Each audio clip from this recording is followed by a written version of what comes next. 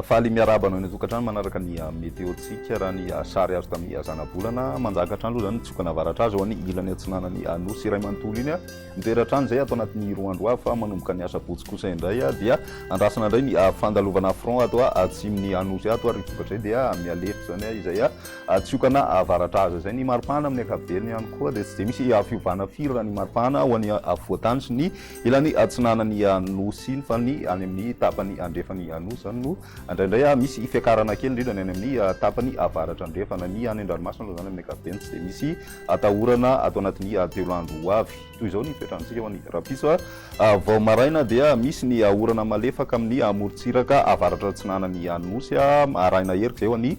faritra alaotra mangory sy ny ilany atsinanany faritra sofia ary koa ny any amin'ny ilany atsinanany faritra analamanga mandraona ny andro any tapany atsimo atsinanany nosy ary ny ilany andrefana dia mipalika tanteraka ny masoandro any rapiso tolakandro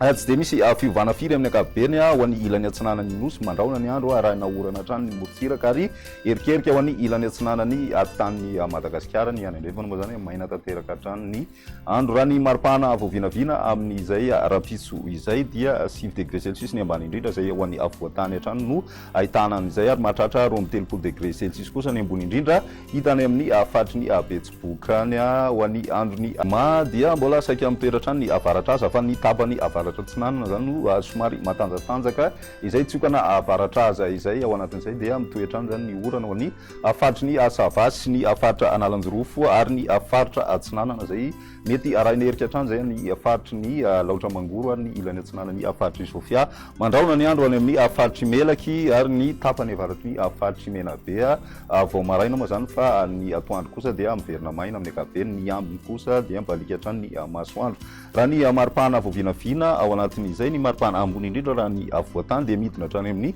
18 degré celsius ny maripana ambony indrindra voavinavina amin'ny faritry ny matsiatra ambony any ny ambiny kosa amin'ny akabeny tsy de misy fiovana firy ny ilany atsinanany nosy 20 degré celsius ny maripana ambony indrindra any amin'ny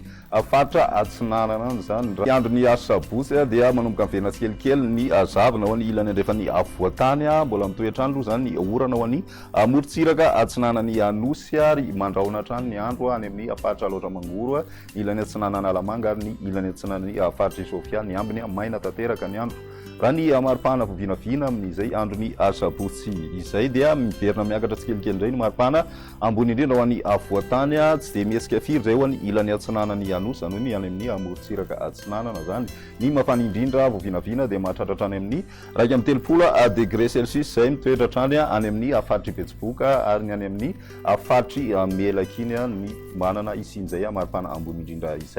izay ny météo tsika mandritra ny telo andro manasanao hatrany anaraka ny velomata